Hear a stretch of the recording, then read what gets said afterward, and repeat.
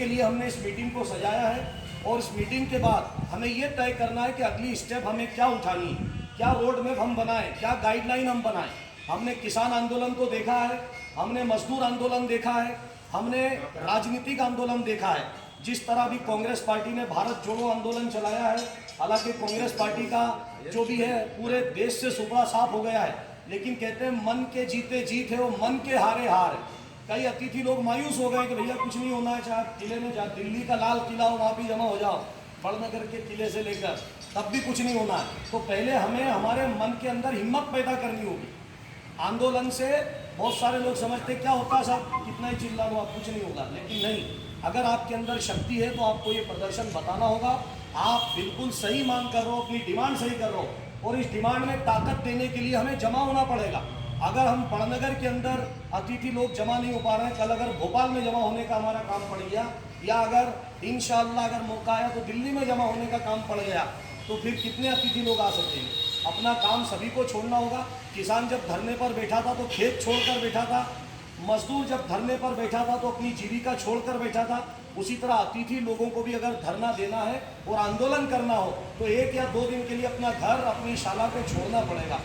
इसीलिए मैं आप सभी लोगों से गुजारिश करता हूं और सभी लोगों को ये मोटिवेशन देता हूं कि संगठन बनाए, हम ताकत बनाए। एक कतरा कुछ नहीं कर सकता, लेकिन अगर कतरे से कतरा मिलता है तो समंदर बन जाता है। एक जर्रा कुछ नहीं कर सकता, जर्रे से जर्रा मिलता है तो सहरा बनता है। इसी तरह एक हवा का झोंका आंधी नहीं ला सकता। अगर सारी हवा के झोंके मिल जाए और वो तूफान खड़ा कर सकते हैं और आंदोलन पैदा कर सकते हैं।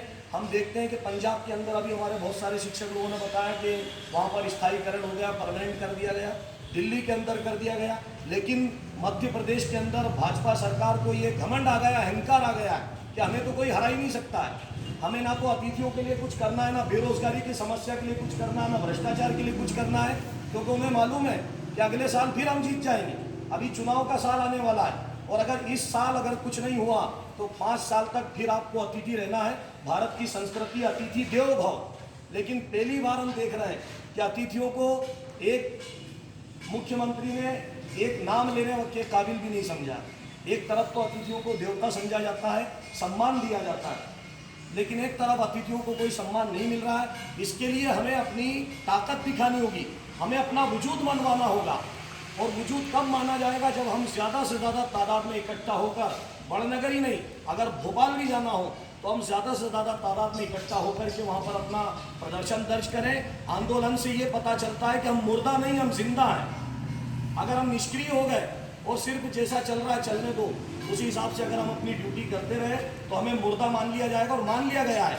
एक शिक्षक दिवस पर शिक्षकों का नाम ना लिया गया, नज़रअंदाज कर दिया गया, तो आगे हमारा क्या भविष्य हो सकता है आप लोग अंदाज़ा लगा सकते हैं। इसीलिए मैं आपसे बोलना चाहूँगा कि मुझे तो भी 4-5 साल ही हुए हैं, मुझसे ज़्यादा भी कई एक्सपीरियंस वाले टीचर यहाँ मौजूद है। कई 10 साल से इस डिपार्टमेंट में शिक्षक, अतिथि शिक्षक के रूप में पढ़ा रहे हैं, कई 15 साल से पढ़ा रहे हैं। तो मैं उनसे भी मार्गदर्शन चाहूँगा।